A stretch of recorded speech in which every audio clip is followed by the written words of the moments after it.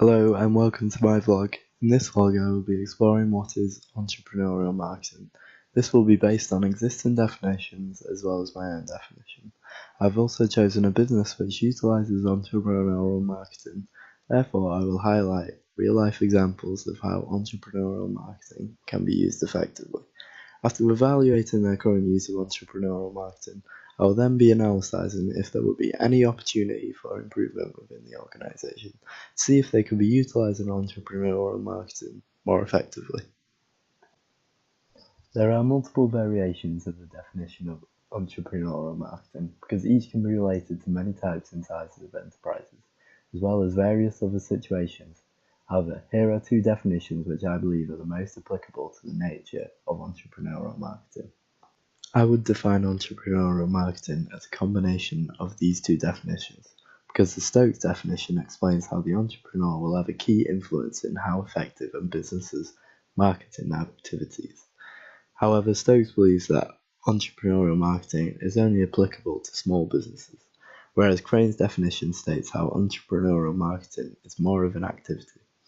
I believe that entrepreneurial marketing is both the mindset of the entrepreneur and the process of how it is implemented, and the size of the organisation does not matter. The business I have chosen to analyse the activities of their entrepreneurial marketing strategy is Spotify. Firstly, an introduction to Spotify. Spotify is an online music streaming business which was launched in Sweden in 2008. Since the launch in 2008, it has a community of over 180 million users, including 83 subscribers across 65 markets, and is now the world's most popular music streaming service. Spotify is a monthly subscription service, which means that the company relies on attracting new customers as well as every other business. However, it also needs to ensure that its customers keep subscribing monthly, which is where their entrepreneurial marketing is also useful. The marketing of all businesses, no matter how large or small, are affected by the micro and macro environment. This will be unique from business to business depending on each business's model.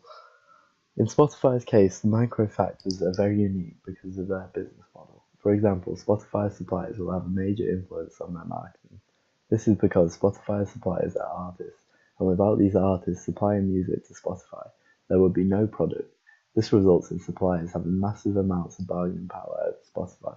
This is evidenced in Spotify's costs, which the company says the cost of revenue totals €1.28 billion, which is 84.6% of overall revenue last year. On the other hand, aside from internal factors, Spotify will also face challenges according to the external factors. An example of this is the challenges to their demographic. Spotify's customer base heavily skews towards millennials and the younger generation. However, they are missing a huge proportion of the market with the older generation, who find it difficult to transition from radio or CDs to new technological ways of music streaming. Spotify have a unique method of promotion by utilising extensive amounts of data that they collect off their users and applying this in a creative way to specifically target members of the public.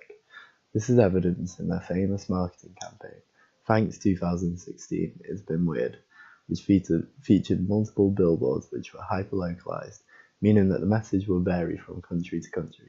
For example, in the UK, one billboard read, "Dear 3,749 people who streamed It's the End of the World as We Know It, the day of the Brexit vote, hang in there."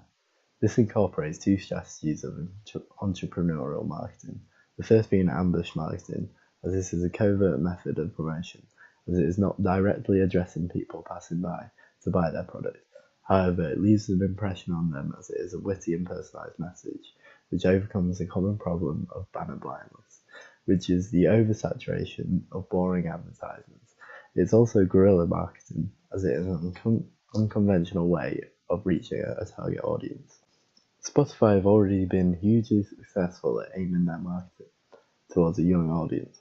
However, in order to improve their current entrepreneurial marketing, there is the market of 35 plus, who still need to be convinced of alternative ways to stream music rather than the traditional ways of CDs and radio.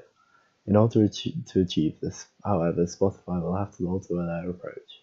I believe that the most effective method of winning over the older generation is relationship marketing, because the older generation like to be cared for as a customer and feel as though they are valued, which relationship marketing will achieve.